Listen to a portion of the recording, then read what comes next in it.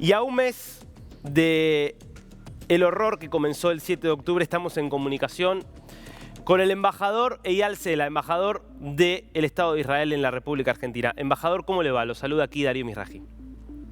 Hola Darío, buenas tardes. Gracias por la invitación. Gracias a usted, embajador. Un mes, ¿y qué es lo que se le viene a la cabeza cuando piensa en lo que pasó el 7 de octubre y en lo que pasó desde entonces hasta hoy?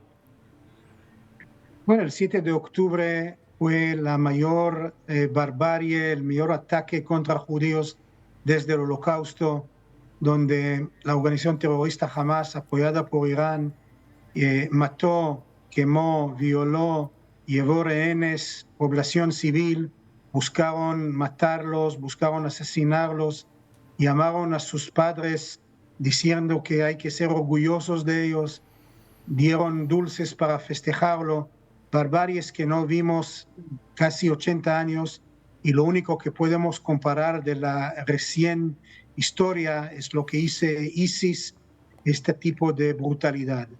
Desde este tiempo Israel decidió que tiene la obligación de hacer todo, que no ocurre, de hacer todo, que aquellos que lo hicieron, la organización terrorista Hamas, no controlarán, no van a tener estos tipos de actividades en el futuro. Y empezamos en esta guerra contra Hamas, y usted muy bien dijo anteriormente, haremos todo lo posible de no hacer ningún daño a la población civil, y vemos cantidad de ejemplos cómo utilizan escuelas, scouts, mezquitas y cualquier otros lugares como lugar de atacar a Israel, y cómo llevan la población civil como escudos y manos. Toda la población civil en Gaza son rehenes del Hamas. Embajador, lo que hemos visto también en este mes es, por un lado, enormes muestras de solidaridad y apoyo a Israel después de lo sufrido, y que siguen apoyando países importantísimos, y gobiernos importantísimos de Estados Unidos, los países de la Unión Europea y muchos otros, apoyando el derecho de Israel a defenderse y a responder al ataque sufrido, pero también preocupantes muestras de antisemitismo, de odio que estaban ocultas. ¿Cómo está viendo estas reacciones que ha generado lo sucedido desde el 7 de octubre? Bueno, la mayor parte de la comunidad internacional, lo que llamamos los like-minded, los países que creen en los mismos valores de nosotros, de la libertad, de la democracia, de los derechos humanos, de derechos de mujeres, de derechos de LGBT+, de derechos de cualquier grupo, saben que de un lado tienen un país democrático como Israel que respeta todos estos derechos, y de otro lado hay una organización terrorista que no quiere dar y ni da ningún derecho a ninguno que no es de su línea. Lamentablemente hay otros países, como por ejemplo hace poco Bolivia y otros países en el mundo, que premian a Hamas, y lo que hacen es en una forma de apoyar y decirle a Hamas: bien que mataste personas inocentes, ahora vamos a apoyarte, vamos a cortar relaciones con Israel, o vamos a llamar de vuelta a nuestros embajadores. Esta es una vergonzosa decisión que lo único que hace es estar premiando a Hamas. ¿Cómo está viendo el papel que están teniendo acá las Naciones Unidas, las declaraciones bastante desafortunadas que ha tenido el secretario general Guterres, que llama un cese del fuego, pero no condena a Hamas, que habla de que las acciones de Hamas no fueron realizadas en el vacío? ¿Cómo está viendo esto?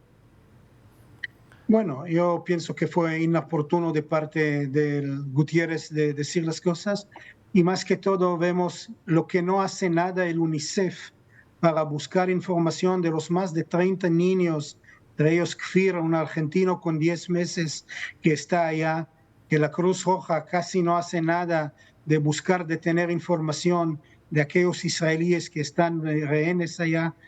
Es la obligación de todas estas organizaciones de hacer algo, y hasta ahora hicieron casi cero. ¿Cree que algunas de estas organizaciones que tienen presencia en Gaza y que muchas veces terminan acoplándose al discurso de Hamas, son un poco cómplices a veces, quizás involuntariamente, quizás voluntariamente, de la instalación discursiva que quiere hacer Hamas?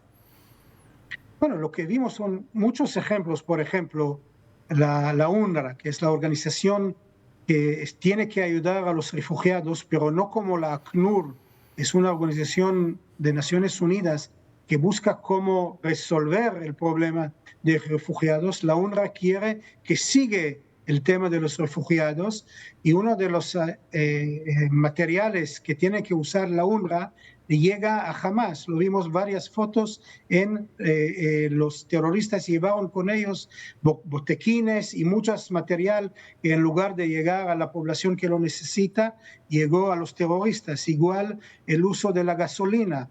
UNRWA una vez declaró que Hamas está robando la gasolina y luego tenían miedo y borraron este mensaje que pusieron. Anteayer, en uno de los hospitales en Gaza, el Hamas hizo un show poniendo en pantallas enormes sobre todas las paredes el heroísmo de ellos de matar a los inocentes, y tenían gasolina y tenían electricidad para eso.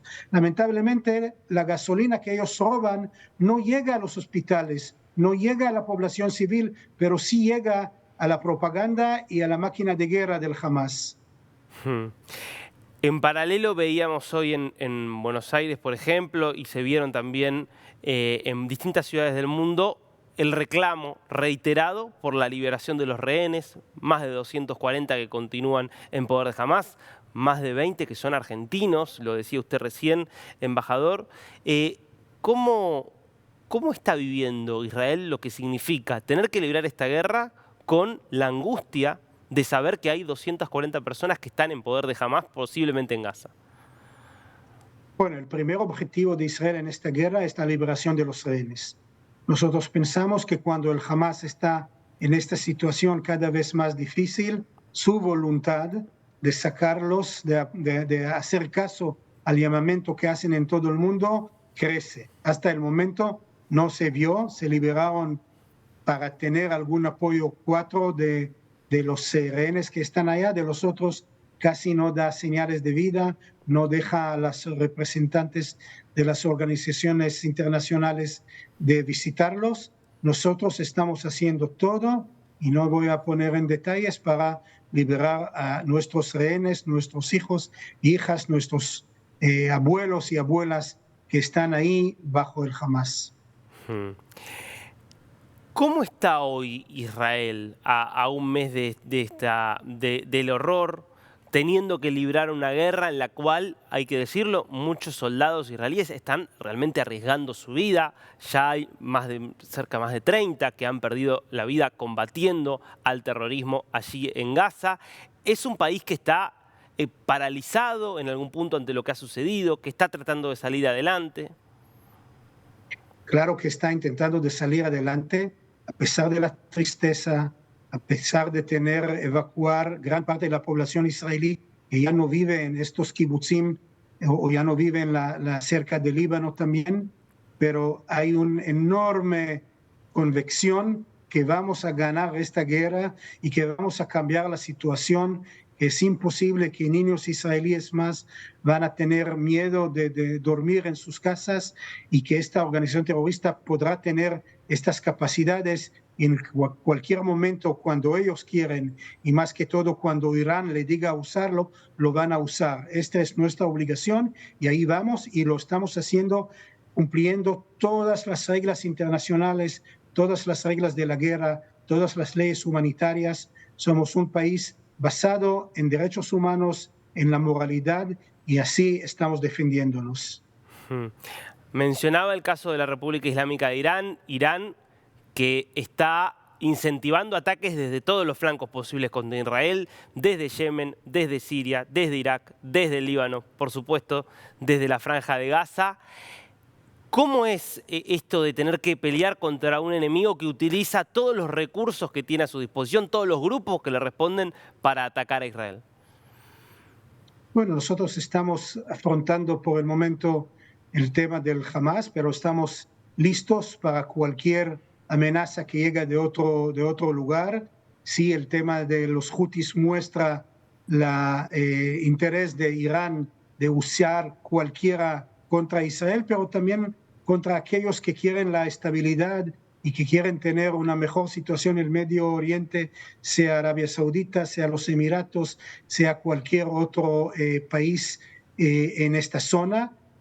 Nosotros pensamos que en este caso la comunidad internacional tiene que ser muy firme, pero sabemos la vergüenza que organizaciones internacionales hoy votan para que Irán preside una organización, un país que no da derechos a sus mujeres, a sus minorías. Yo pienso que es nada más que una vergüenza de la comunidad internacional. Y en relación con esto, ¿no? de la comunidad internacional, ¿qué ¿cómo lo explica usted? Digo, que haya tanta gente que ve las evidencias que presenta Israel de cómo disparan desde hospitales y sin embargo Israel pide que evacúen los hospitales, da tiempo para que los evacúen, da semanas en muchos casos de aviso y ataca a esos que son blancos desde donde se dispara a la población civil israelí y sin embargo vienen con esta idea de que es terrible cómo Israel va y ataca un hospital obviando todo lo otro. Bueno, como dije, la mayor parte todavía de la comunidad internacional apoya a Israel, Estados Unidos, Inglaterra, Europa y los demás, y saben, y ellos mismos declaran y dicen que no hay que regresar al 6 de octubre, la realidad que estaba antes, igual que la comunidad internacional terminó con las capacidades de ISIS, igual hay que ser con Hamas.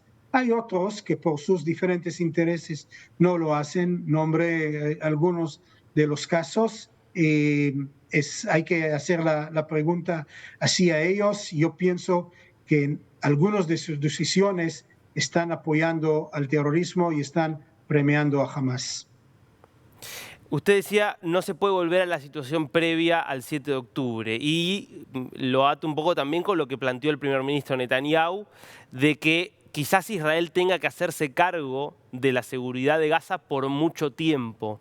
¿Eso es lo que hoy se está pensando cuando pensamos en el día después y cuando Hamas ya no esté, que Israel deba hacerse cargo de la seguridad de Gaza? Bueno, por el momento estamos en esta necesidad de defendernos. Hay algunas ideas sobre el día del después. Lo que queremos que sea claro el día de después sin Hamas, porque si está Hamas no podemos avanzar, no podemos dialogar con los moderados, no podemos ni pensar de llegar a una pacificación en esta zona porque Hamas es enemigo de todos ellos. Sí, tendremos que pensar en nuestra seguridad para que la gente regresa y vive allá y no sigue, no puede seguir cada X años que cuando ellos quieren lanzan misiles y ponen la población israelí debajo de estas amenazas. El futuro tiene que ser de otro modelo que jamás no está y es lo más importante. Embajador, ¿cómo está viendo en este caso, pensando también en el futuro, en negociaciones, el papel que están teniendo los países árabes, muchos países árabes con los que Israel estaba normalizando relaciones, pero que en el pasado han mantenido posiciones de mucha hostilidad hacia Israel? ¿Qué está viendo de cómo se están moviendo en esta guerra?